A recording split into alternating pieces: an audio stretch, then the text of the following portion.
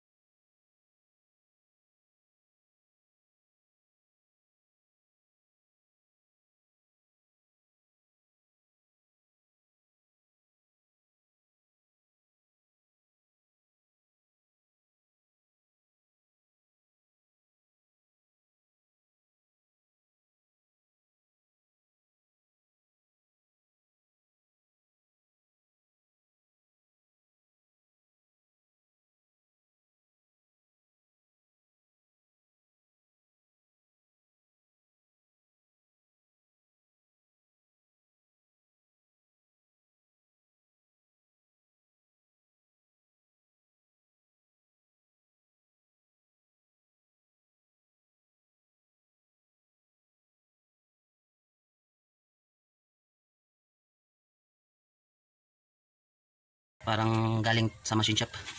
Puting-puti. Yan.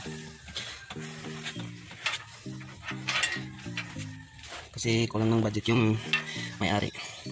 So ako na lang yung nag-repis. Ganyan gawin yung pag-repis. Yan. So malit na lang. Makukuha lang yan sa gasket sealant yung may ganitong konti. Yan. So parang bago na rin. So and then yung anak ko. Shout out mga katols, sabihin mo. Shout out mga katols. Yan yung mga anak ko mga katols. So hanggang dito na lang yung video natin mga katols. I hope na meron kayong matututunan sa akin. At salamat sa inyo mga suporta.